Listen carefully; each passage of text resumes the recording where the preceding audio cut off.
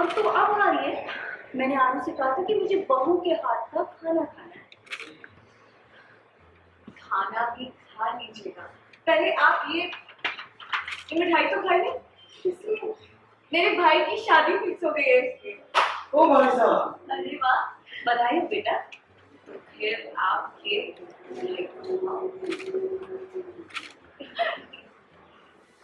तो सीन ये था कि मैं हूँ आरके के घर, शिवानी जी यहाँ पे आ चुकी हैं, यानी मेरी सो कॉल्ड माँ। उन्होंने बोला है कि माँ बुलाओ माँ बुलाओ तो वो आ गई हैं और मैं भी यहाँ हूँ क्योंकि मैं मिठाई का डब्बा लेकर आई हूँ। मेरे भाई की शादी फिक्स हो गई है, होने वाली है शादी, और मैं बहुत खुश हूँ, मिठाई खिला रही हूँ। तो मैं तेरे लिए गाजर का हलवा बना रही हूँ, लेकिन उसकी क्या जरूरत है? आप क्यों परेशान हुई? ये मिठाई है तो मेरे हाथ का हलवा खाएगी ना तो इस मिठाई की तरफ मुड़कर भी नहीं देखेगी। माँ बिल्कुल सही कह रही। इनके हाथ का हलवा मतलब भयंकर हरकत टॉप। लेकिन आपको तो डॉक्टर ने आराम करने को कहा। डॉक्टर ने मुझसे ये भी कहा है कि मुझे थोड़ा बहुत काम भी करना चाहिए। अब तुम उनसे बहस करनी बंद कर दे और अपने पति को डांट। देख, तेरे पीछे इस घर का क्या हाल बना दिया उसने।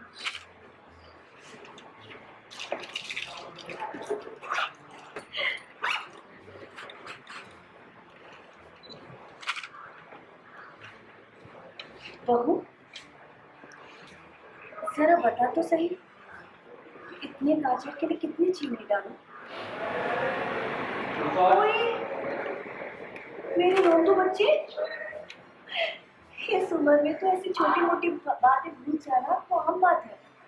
वहाँ पे माँ का एक इमोशनल वो टेक हो जाता है कि वो एक तो बीच बीच में वो बेटा बहू ये सब बोलती रहती है, तो अभीरा एंड आरके थोड़े से ऑकवर्ड हो जाते हैं।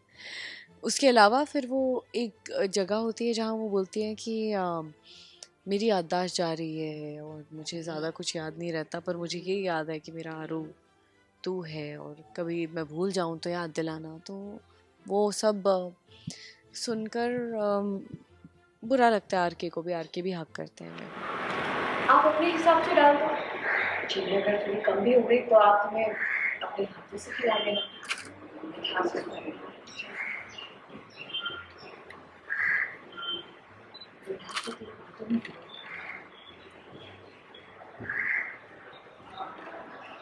बड़ी बुआ के ससुराल में वो तो हमेशा पंचे पहने करके तैयार रहते कि जब परिवार से दूरी रखे। ओ भाई साहब, आप इससे अलग होने वाले, लेकिन अभी भी खुदा परिवार की तरफदारी करें।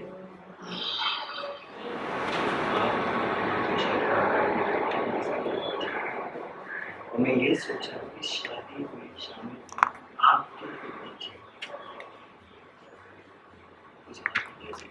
तो हमारी भी यही बात होती है कि उन्होंने अपनी याददाश्त खो दी। कितना इम्पोर्टेंट होता है, मेमोरीज़ कितनी इम्पोर्टेंट होती है एक इंसान की ज़िंदगी में, कितना बड़ा रोल प्ले करती हैं। तो वो बोलते हैं कि मैं लेकिन कहीं ना कहीं चाहता हूँ अब उनका बेटा वापस ना आए, वरना मेरा क्या होगा, मैं अनाथ रह जाऊँगा। तो वो चीज़ फिर वापस समझ में आती है। फिर आगे वाला सीन एक वो है जहाँ शादी की तारीख फिक्स हो गई है और वो थोड़ा सा लाइट सीन है, तो वो उसी के बारे में है। Thank you.